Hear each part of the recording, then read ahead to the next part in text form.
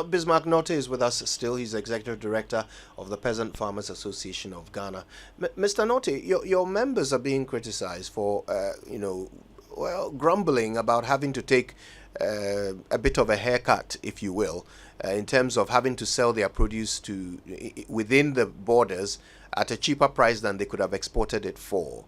The suggestion is that, look, it's only in times of crisis that you are required to sacrifice for your nation. Why is this a problem for your members? Well, thank you very much. I think that the decision to ban the exportation of these grains, this is not the first time that the country or the government is taking that position. If you recall, in the year 2022, government took a similar position, and the outcomes of that particular decision had a very negative effect on farmers.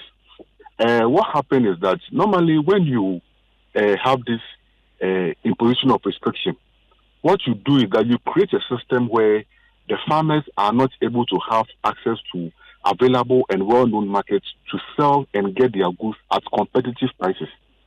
Because what you do is that, normally when the farmers plant and they are harvesting and they want to sell their produce, they factor in a lot of their production costs. So they need to sell their produce at prices that are competitive, that can recover their investment that they made.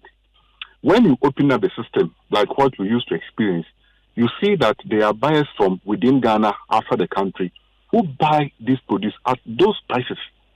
Now, when you issue a restriction, what you are doing is that you've limited the scope of farmers to get buyers for their produce. That means that the farmers are now compelled to rely on the few buyers who are available.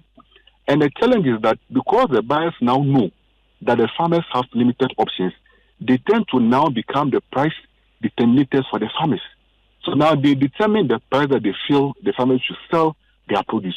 And because the farmers are desperate and they know they have no options elsewhere, they are forced to sell at those low prices. And that is the experience that the farmers had in 2022 and even last year. So the point we are making is that if your ministry is embarking on such an emergency move, the best thing to do is to see how you can put in place measures to insulate the farmers from experiencing those previous bad experiences. And I heard the minister say that if you are a farmer and you have your produce that you want to sell, you could go to the Agric directors or the MOFA agencies to do that. That is fine. But at what price are they going to offer those produce and buy from the farmers? That's a critical question. Because if you open up yourself that you are willing to buy, but you don't give us a fair price, and farmers come and you offer them prices that are not competitive, then you are shorting the farmers. Another scenario that you foresee, because that happened in the past, is that when the ban was imposed, because farmers were frustrated, the buyers and some aggregators took advantage, bought the produce at very low prices, and then stored them, and were hoping in anticipation that the bans would be lifted. When the bans were lifted, they now had the goods, and now they had to export them at high prices at the expense of the farmer. So you realize that this measure that the ministry is taking, without taking on board these concerns of farmers, will be counterproductive.